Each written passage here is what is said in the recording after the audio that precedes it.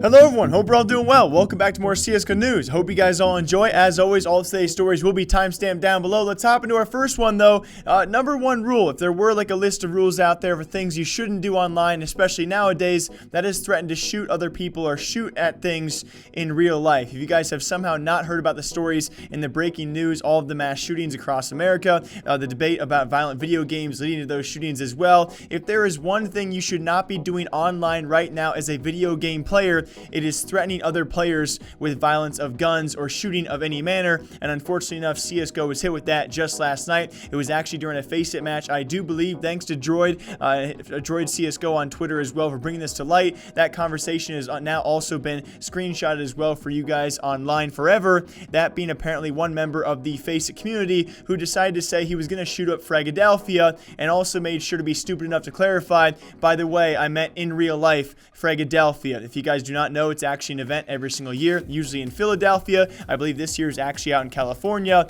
But either way, when you say those words, especially in light of recent events, not only mass shootings, of course, bomb threats across several esports events, and last year's shooting event in Jacksonville, you just can't say these things anymore. And if you do, don't expect them to be taken lightly, and they should be taken very seriously. And you might have recognized some of those names. You know, I will take what little good out of this story as I can. I recognize a few. I did not recognize the guy whose name was Dick Cheese. I actually did recognize Nero, though, from the Face It community. So that was, I almost wanted to say it was pretty cool he was a part of that conversation, but I'm more so just glad this actually was brought to light. Even more so because we actually have now the CEO, or one of the higher-ups for Nerd Street Gamers. That's actually one of the operators for, that's Fragadelphia. And yes, he actually has come forward and said they've alerted both the FBI as well as the public authorities, that being the police department there, and hopefully things will be done and action will be taken and safety will be under control about these loose threats, because especially we've seen this way too frequently in the gaming scene. It was actually just last month I had a very similar story in the Call of Duty scene.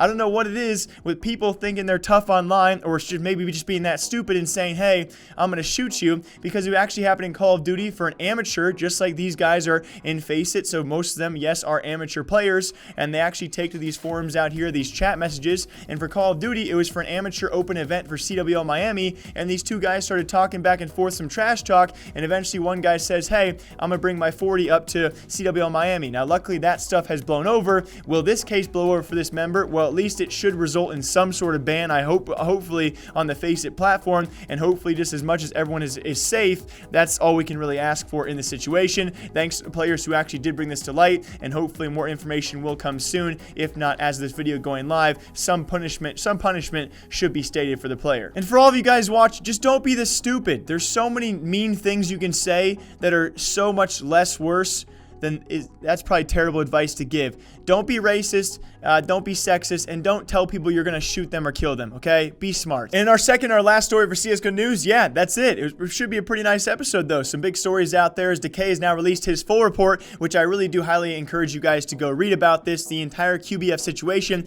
as we do know it, is now being broken down and hopefully resolved sometime soon. This really should clarify all of the sides we needed. First of all, of course, we did know Boomich came forward on Twitter a couple weeks back saying he apparently had $95,000 stolen. We do, of course, think right now that was combined roster, either outstanding salaries or prize money or sticker money combined for the entire former QBF roster, that equated to around $95,000 being taken. He also alleged the same member that was a part of those payments being taken was still on a CIS minor team. That's going to be a Team Forza member who, yes, they are actually going to the major as well, so he's still in business. We'll see what happens to his future in the CSGO scene after this story does break even further with this video being stated. And we also know the co-founder or the co-owner of QBF has now come forward and stated their response about all of this, which, yes, there were a few blanket lies in there. If you guys want to see my video on his response, I will link it down below for all of you, but pretty much TLDR is there were no contracts before they made their major appearance. Along with that, their salaries were actually bumped from $750 a month to $2,000 a month, but when they came back from the major, the organization could no longer afford these guys, and they started taking offers from teams to actually buy them out, despite the fact they had no contracts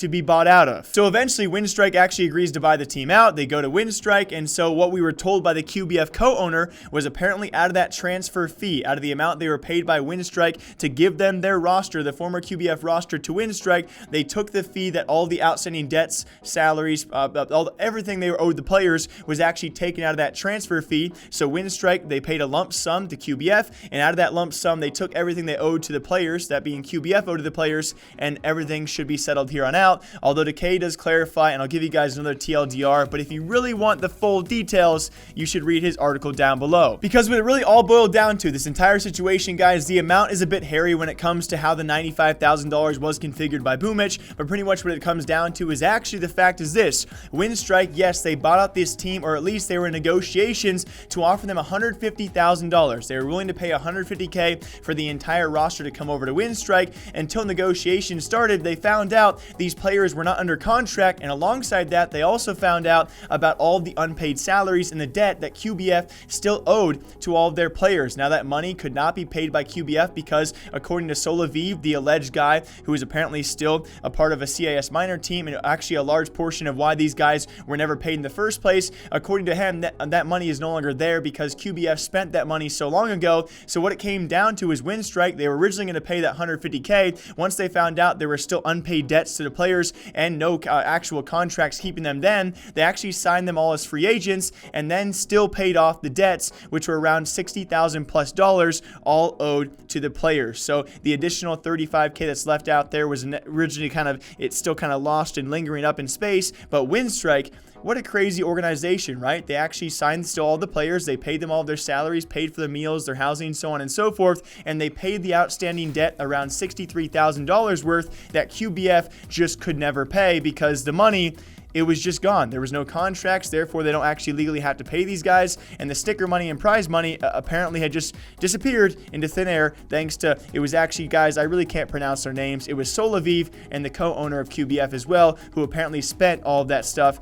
and they couldn't pay the players in the first place. So after all of that, you know, Winstrike, what a great organization. We still have a player out there in the CIS scene, or I should say a management member still in the CIS scene who has a pretty lackluster history. All of this is brought to light though, you know, some bad contracts over the CIS scene, and a lot of this stuff does go on throughout several scummy organizations. And what we can actually add to that list of scummy organizations is a nice 3 letters, that being QBF. It's unfortunate because over the past year and a half, maybe 2 years, we've just really unveiled a ton of scummy organizations. Heck, in the past 6 months, guys, Denial comes to mind, and of course in the past few weeks, Epsilon comes to mind, and that's just in this year alone, or in the past month, I could say that. It's pretty crazy to see how many organizations have been scummy and getting away with it, so it's great to see Decay and others actually bring this kind of stuff back to light. As always, hope you guys all enjoy CSGO news, breaking down other esports news here on the channel all day long, and until next time, take care of yourselves, guys. All right? Don't threaten people, don't steal, don't be scummy, and we won't have any issues. Until next time, I'll see you soon.